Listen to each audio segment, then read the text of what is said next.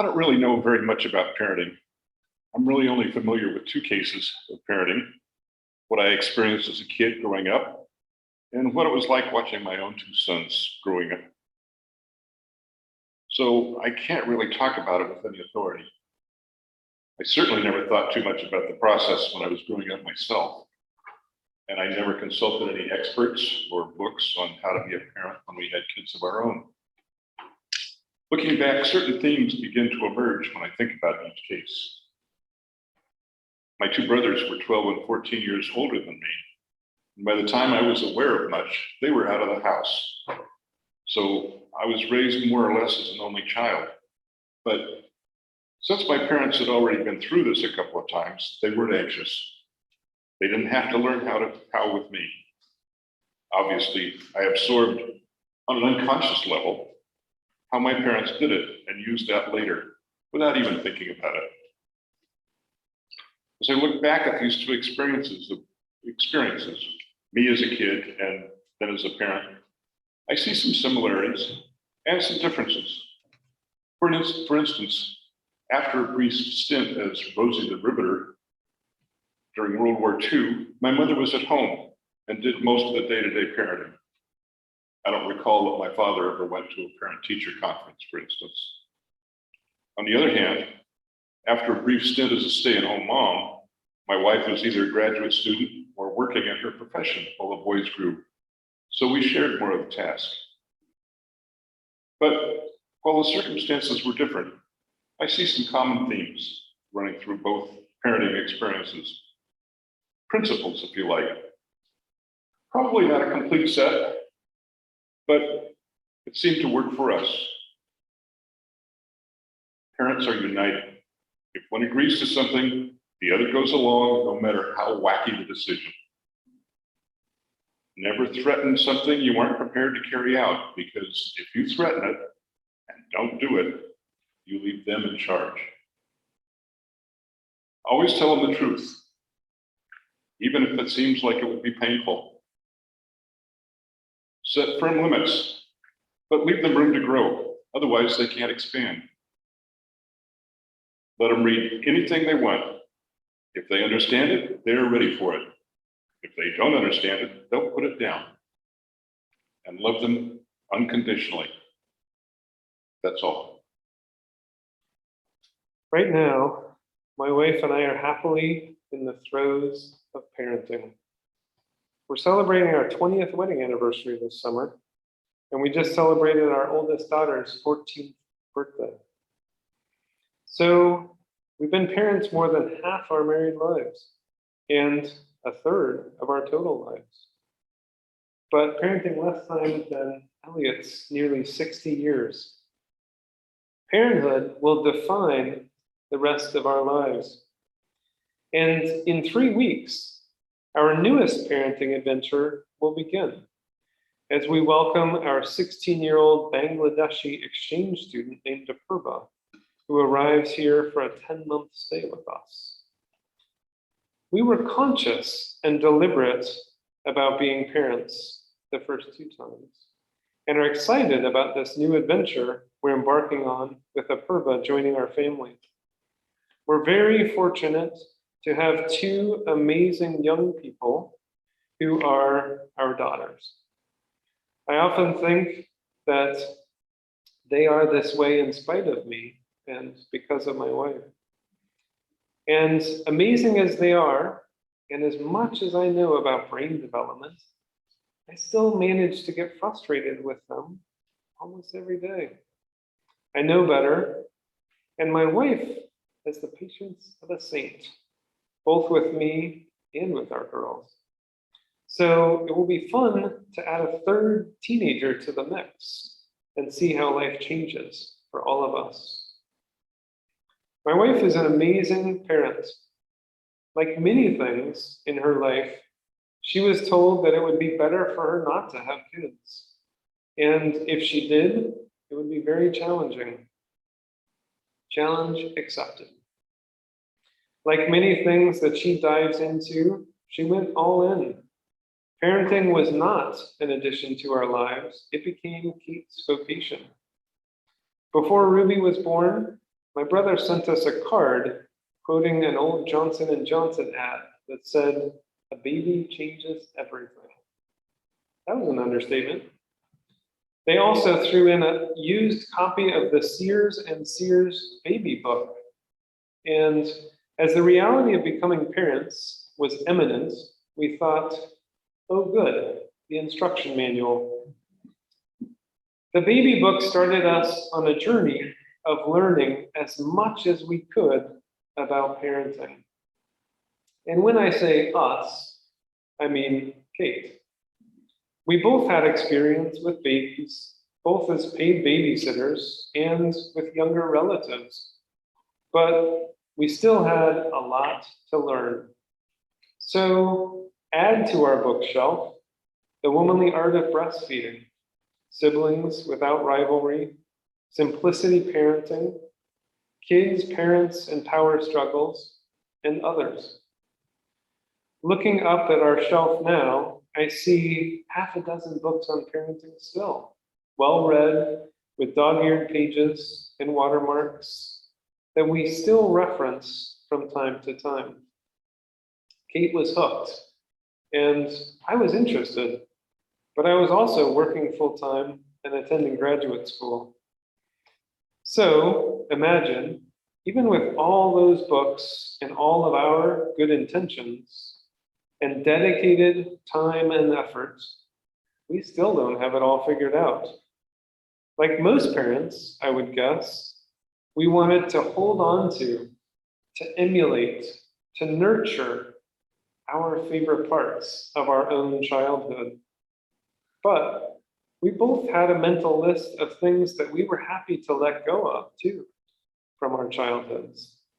Plus, all those insights from the books that Kate seems to have an amazing knack for reading and remembering and referencing just when I'm in the middle of doing something I swore I would never do, that my parents did. She has this knack even when sleep deprived, when frustrated, when confused or surprised by something the girls did, to keep her cool and be the parent she wants to be. Even on my best days, I seem to only be able to remember and call to action a small portion of that wisdom. As I think about the joys of parenting, I think about all the things I remember most fondly from my own childhood, knowing full well that much of my childhood was not easy for my parents, though they seemed to make it look easy. And then I grump at my own girls for unfinished chores or something else they won't remember fondly. So when I grow up, I want to get to a place where I'm deliberately, proactively creating more of those happy memory experiences for my daughters, the way my wife seems to do innately. Reflecting back on my childhood, I also realized that I was watching my parents grow up and struggle and try to figure things out. It was messy, and sometimes it still is. It seems almost funny now, but as I was a child, I thought they had it all figured out, that they knew what they were doing and what they were going to do next, how to do it, and when. I guess that's how memory works. We selectively pick the things we enjoyed the most, and we round the sharp corners off of those experiences we wish we hadn't had. As a parent, at that stage in life, though we're trying to be as deliberate as we can, though we have all those books and have structured our lives around being deliberate parents, it still feels like we're learning to fly the plane mid-air, so to speak. It's a wild, bumpy ride, but I love it. So indulge me for a moment as I put on my rose-colored glasses and think about the joys of parenting, not from a parent's perspective, but from that of a child in my childhood. Here are some of the things that I enjoyed most about my parents' parenting. I grew up close to both sets of my grandparents, and not only were they physically close, but they wanted to play an active role in our lives. I loved staying overnight with them when my two brothers were stuck at home. One day, every few months, I got to be an only child.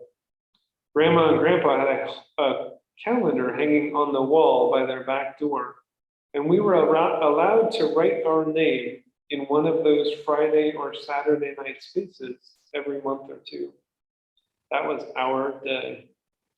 Dinner with them, breakfast with them, Saturday morning cartoons, and a deeper glimpse into their seemingly perfect lives, when our own seems so chaotic and tumultuous.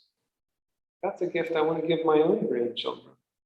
But before I get there, I want to create that same special one-on-one time with our girls now, in chunks that are longer than just a trip to the store or a stop at the library.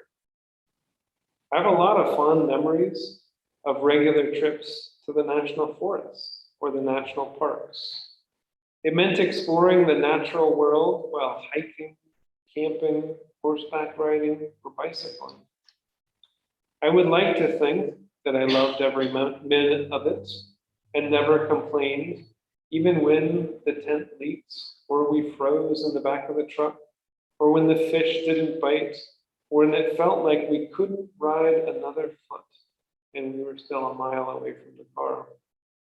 So I smile and press on when the girls ask how much farther we're going when we're out in the woods. I love that we had a lot of animals.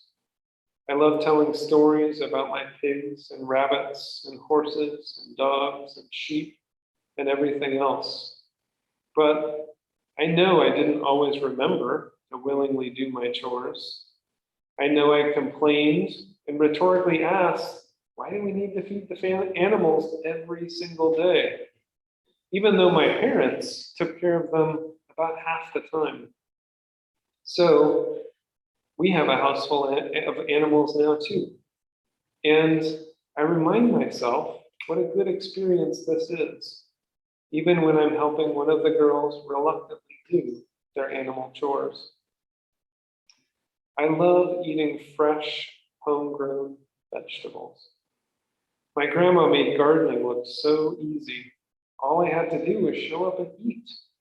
I could eat some peas or strawberries, raspberries, carrots, or green beans. There was always something growing in her garden. And it went directly to our table or to canning jars. Now, trying to garden with the girls is a good reminder how many variables there are and how hard my grandma must have worked in that garden. That was just one of her vocations that I think about when I'm out watering the garden at night after the girls have gone to bed. The list goes on. I loved having enough freedom and independence to get into a little bit of trouble, but not get hurt. My older brother's sage wisdom came through loud and clear. Do what you want to, but don't be dumb enough to get caught. Ironically, he was the one who usually got caught. But that provided my parents with a convenient distraction necessary for my rule bending to slip under their radar. I want that for my girls too, to grapple with those choices, to make most of them right and a few of them wrong, and learn from them all. I sometimes feel frustrated that my daughters are perpetually stuck between two objects in our house, a book and our couch. They can read the day away. I love giving them the time and access to read lots of good books, including some that I wished I had read when I was young. And I bite my tongue, usually, when I hear my dad's word coming into my head and out of my mouth. Something about not sitting down on the couch when it's daylight outside. One of my favorite things is helping them gain an awareness and an appreciation for just how big and diverse our world is. Through travel and meeting people from other places, I'm sensitive to not make my passions theirs, while also giving them the gift of seeing me really deeply enjoy the opportunity of meeting someone from another place, exploring somewhere we've never been before, eating something we could never eat at home, and all of those other little luxuries that travel affords. As a parent, I also have a list of things to let go of from my childhood. This list is important to me, probably even more important than replicating all those happy memories that I grew up with. I tell myself that the work of parenting is shedding the past, the things I don't want to replicate, and shedding expectations because I never lived up, shedding roles because I'm still not sure what I'm supposed to be, shedding reactivity because it never ends well, shedding the fear of pain because it makes the joy of love so much greater, shedding judgment because that wounds everyone involved, shedding discipline and conflict because there are better ways to parent than that. And yet, when I'm tired or hungry or distracted by work or the other stresses of life, I slip back into those unwanted routines that are etched in my psyche by my childhood. And I hear my parents' words come out of my mouth before I think to pull one of those thoughtful and deliberate parenting books off my mental bookshelf to reference the mindful, kind, and caring way to parent that I had planned. That's my life's work. To thoughtfully, deliberately be the parent I want to be. That Johnson & Johnson quote pops into my head, not on an infrequent basis. When we're having dinner with friends who decided not to have kids, or when they invite us to do something that either doesn't fit into our daughter's schedule or into our financial budget, I remember that a baby changes everything. As time passes, the contrast between their lives and ours grows. But I'm still grateful every day that we chose to be parents. In doing so, we also get to see the world through our daughter's eyes. We get to experience them discovering new things. Things about the world, things about us, things about themselves. And we get to be young again, though this time with a little more gray hair. I want to close with a poem from Shefali Sabari called The Gift. May you be blessed with a child who defies you, so you learn to release control. With one who doesn't listen, so you learn to really tune in. With one who loves to procrastinate, so you learn the beauty of stillness. With one who forgets things, so you learn to let go of attachments. With one who is extra sensitive, so you learn to be grounded. With one who is inattentive, so you learn to be focused. With one who dares to rebel, so you learn to think outside the box. With one who feels afraid, so you learn to trust the universe. May you be blessed with a child who teaches you that it's never about them and all about you. Blessed be. Amen.